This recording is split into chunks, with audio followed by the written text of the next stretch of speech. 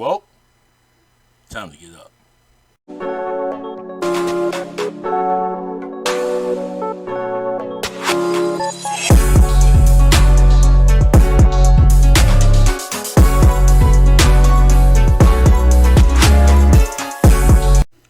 Good morning and welcome to Thought You Awoke No Speed Limit Podcast. I'm your host, Alvin. I hope you're having a wonderful day. Today we're going to talk about one Donald J. Trump. So on August 8th, the FBI raided Donald Trump's Mar-a-Largo resort, looking for secret documents that the National Archives claim that may have been in the possession of Donald Trump. Now, were they top secret documents? They could have been. There's a possibility that they were top secret documents. Not quite sure because the information has not come out yet. But it is thought that what was found among that information was top secret documents, even for your eyes only documents that Donald Trump had stored in boxes in the Mar-a-Lago residence. Now, this is in violation of an act he signed into law trying to come after Hillary Clinton about her emails. You know, she said, oh, that's privileged information, right? He said, oh, no, I'm signing this bill right here that says that's not privileged information. Because, of course, like most narcissists, anybody that doesn't like them, they come after, right? So if he was trying to get rid of Hillary Clinton, that was his main enemy. He was trying to take her down. Ended up, they didn't do anything, okay? So here we are.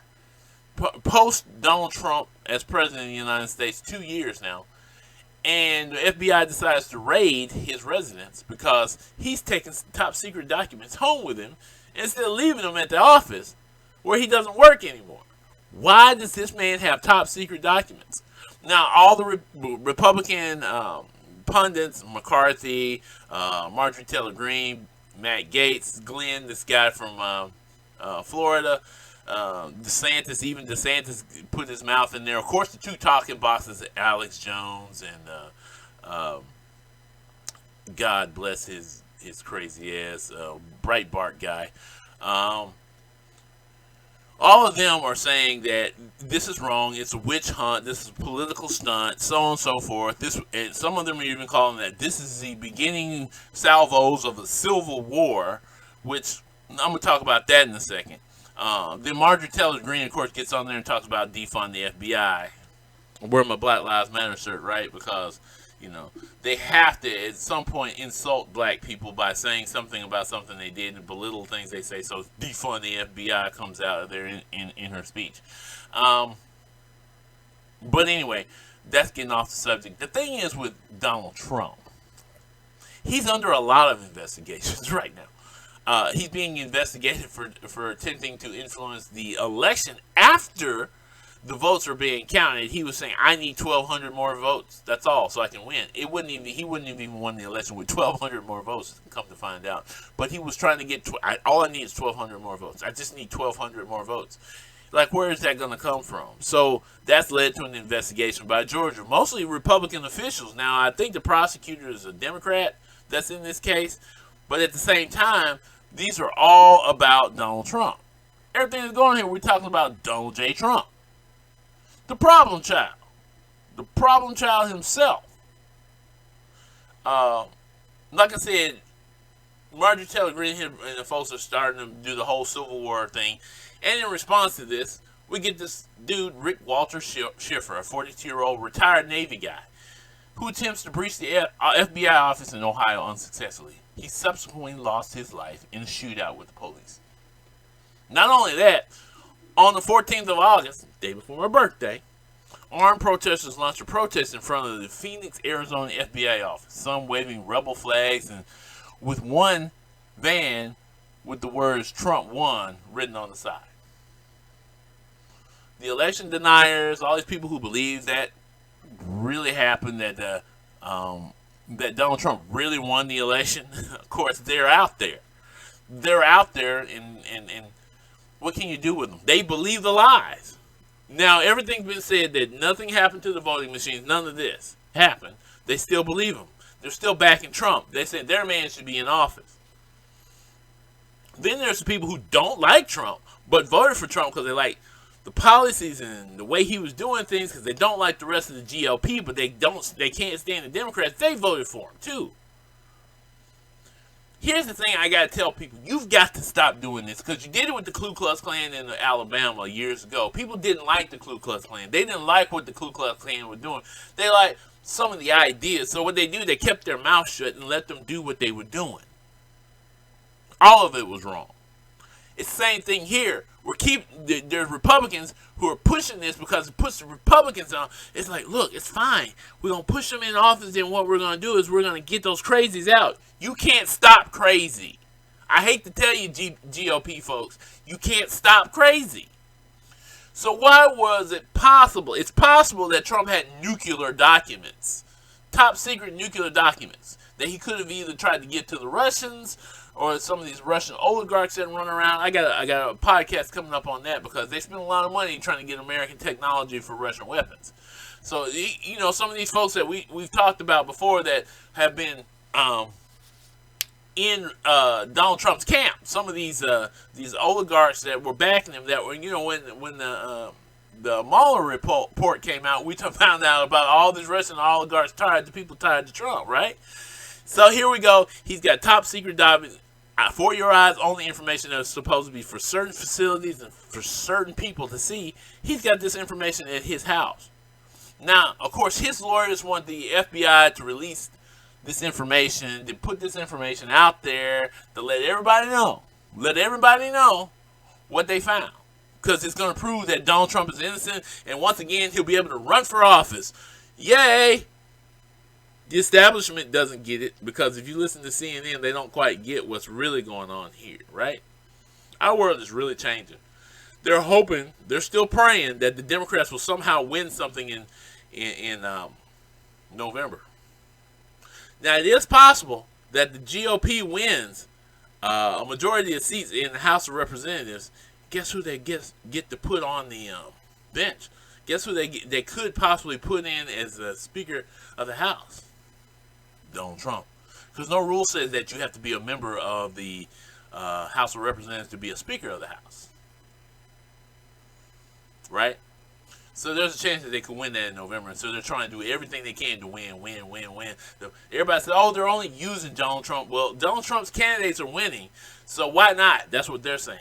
At the same time, I wish I could tell my GOP folks out there, look, be careful what you're playing with. Once you let the devil out the box, he ain't getting back in. You've let the devil out the box. So Steve Bannon and his crew are planning to do something else to this country. Talking about they're training these officers. They're going to remove people from office, and the next time the right person comes in office, and they're going to put their officers in place. So what happens is, because look who talked at CPAC now. Think about this. Think about who talked to CPAC. The leader of Hungary, who's basically an authoritarian, talked to CPAC, and he talked about white Christian nationalists and how the world has changed because there's not enough white Christian nationalists and all this stuff. We've heard about what the GOP in some places want to do. They want to end they want to end the Civil Rights Voting Rights Acts and all those things. They want to end all of that, right? So we've heard all of this. So we know this happened. Of course they want to build a wall, and it's always all the illegal aliens that's coming over here causing all the crime. It's always somebody else causing the problem here. We got to get rid of all the illegal aliens, and we also got to stop giving out green cards. See, if they were about legal immigration, they wouldn't stop trying to give out green cards. They just don't want people from other countries here. Remember when Trump said in office, he called them shithole countries. Well, those people don't need to come here. We need more people from Sweden and Ireland. Why would they come over here? Their country's perfectly fine. Why would they want to come over to this mess where y'all trying to throw up a rebellion against the United States, unless you're trying to let some of the Nazis from Germany and Switzerland and all these other places where the Nazis are, probably some of the Russians too over here. I don't know. Right? I know. I've gone off on one of those tangents again. I'm sorry, folks. We were supposed to be talking about Mar-a-Largo and how all of this relates to Mar-a-Largo. Like I said, we got the right wing protesting in front of FBI offices and Capitol buildings. We had there was another incident where somebody shot up, tried to shoot at the Capitol building, something like that. Ran into the barricade, shot up in the air, ended up dying. I guess they wanted to die by suicide, so that may not have been exactly that. Okay, sorry about that, sniffing and all that. But getting back to this, so like I said, Trump is under investigation for several things, if not directly him, someone else. He's got a lawsuit even about a rape. He's got a lawsuit from Cohen, who went to jail because he bribed somebody to keep him quiet. You remember all the controversies about newspapers and stuff changing information, him paying them paying for bribing people during the campaign. Well, not him directly, but people in his office doing things with Russian oligarchs, things like that. And then, I hate to say this. I got to bring this up because we're talking about Donald Trump and his support. You know, I worry every day where the direction this country is going in for real. FBI is not our friend. Like I don't know how do I say this. The FBI is an institution. Is an instrument of the institution, and institutionalists love things that are institutional. The FBI, of course, their job is to hold or protect the Constitution of the United States and anything that goes with that. This is an organization historically that came after Malcolm X, that came after Dr. King, was trying to root out quote unquote communism or anything linked to communism. So Dr. King was seen as a communist. Malcolm X was seen as a problem, a pariah. The Black Panther movement was seen as a pariah. Now, you remember, they came out just the same as they do that. They come after things like Al Qaeda, ISIS, the KKK, neo-Nazi organizations. They're coming after the Boogaloo Boys. What's the other one? They're coming after the Oath Keepers. They're coming after the 3%ers. And what's bad about that now is, here's this organization that's penetrating these organizations, and at the same time, there are members of the FBI, members of the military, members of police departments who are members of these right-wing organizations like Oath Keepers and 3%ers. Some are members of the Proud Boys. Proud Boys is something else. It's like, I don't know. It's racist / just white boys acting crazy kind of. I don't know what that is. Either way, it's all bad. Proud Boys, Boogaloo Boys, 3%ers, Oath Keepers, all these organizations are not good in the United States. Of course, the FBI is trying to work on those, trying to get those out, because this whole thing is to protect the institution. So even Black Lives Matter is an enemy of that institution because it's seeking change. Anything that's seeking change to the institution is an enemy. Now, there's good change and there's bad change. There's the dark side and there's, whatever the hell this other stuff is. Let's talk about, see, with Trump, here he comes. He's tearing down the establishment. That's why Cheney and people like that who are establishment types. Her father was an establishment type. Think about the Bushes. None of them like him, but they can't do anything with him. They can't control him. Now, they like what's getting passed through the GOP because the GOP is getting away with passing things while this man's around. But that's dangerous. See, this is what happened during World War II. There were people who liked what was going on while Hitler was in office, but Hitler was slowly gaining power from everything they were doing. In order to stop an oligarch, in order to stop an authoritarian, you have to do everything you can not to back him. You have to make everything he wants fails. In order to stop him, that has to fail. And that's short of killing him, because you don't need to kill him. If you kill the thing, people say, oh, I like what he's doing. Well, if you keep backing what he's doing, it's going to keep building him up. You have to show that there's another way to do this. We can, whatever proposals or plans, we can look at this, we can sit down, we can do this. But we're so divided in this country, we can't talk to each other. Democrats can't talk to Republicans. Liberals can't talk to conservatives. Blacks can't talk to white. Mexicans, whatever. Nobody can talk to each other. We're just all fighting. That's when a guy like Donald Trump comes in, because those strong men are attached themselves to that. And there's a whole armed camp who's part of the majority of people in this country, who are actually the minority of those majority, who are looking to be the power structure. And I want to talk about that at another point. So Donald Trump, and this is where I'm going to close, Donald Trump had these files in his office as if he was still in charge, because in his mind, as an authoritarian mind, as a sociopath, narcissist, he's still in charge. He's the power structure.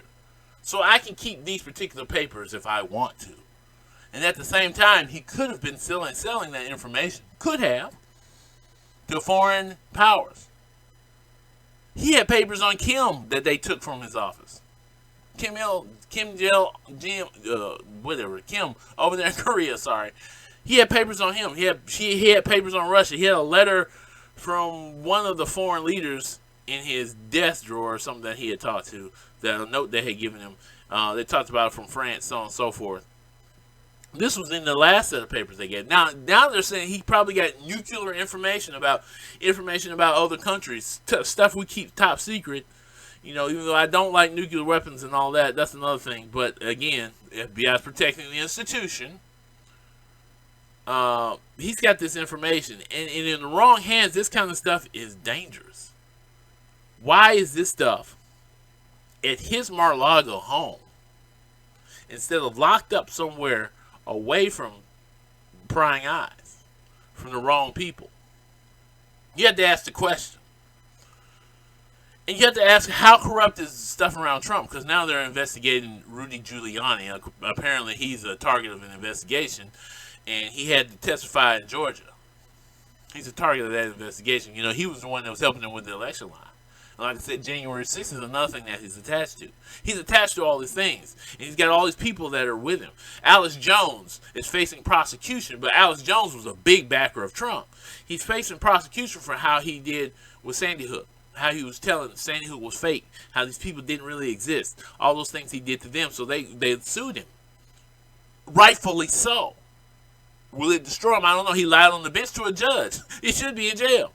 Steve Bannon refused to testify like he's just some kind of major authority. Oh, I'm fighting the establishment. I'm fighting the establishment. I guess that's because Marjorie Taylor Greene says that white men are under attack. Okay, I get it. Their suicide rate is up higher than everybody else. But this is the thing I find about suicide. And I'm sorry, folks out there who are having depression problems. You get depressed when you're no longer on top. People get depressed when they're no longer on top. They feel like the pressure of trying to succeed, the pressure of life. But that doesn't necessarily mean that they're oppressed. I mean, look, a majority of black men are in jail. A majority of black men don't finish college. A majority of black men are in poverty. Who's oppressed? Who's having issues? A large percentage of black men have mental illness. So who's oppressed? You know, you always tell us that we got to get, just get life. Get better at it. Stop complaining. Stop complaining. Well, I'm telling you, white man, you got a really good situation. Stop complaining. Marjorie Taylor Greene, this one who likes to come out to folks who've been involved in mass shootings. By the way, you remember the guy in Buffalo, what he did? It's part of the same thing. Trump's actions have led to instant reactions that are not good, that are bad signs for what's going on in our country. And that's how I want to conclude this. That's what I really want to talk about. These are the things that are tearing down the foundations of the democracy that has been built. Not to mention the other things that our institutionalists have done to this country to try to stay in that institution. It has allowed for Trumps. It has allowed for the KKK. It has allowed for the Boogaloo Boys and things like this. Meanwhile, it has tried to put a wall up against black people, against Spanish people and Native Americans and people that it feels like would destroy the institution.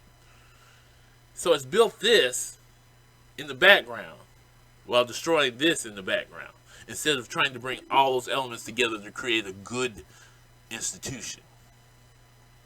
Well, folks, I'm all out of time. I hope you like what I was ranting and raving about. I know it's been a while since I've been on here. I got a couple of more shows coming.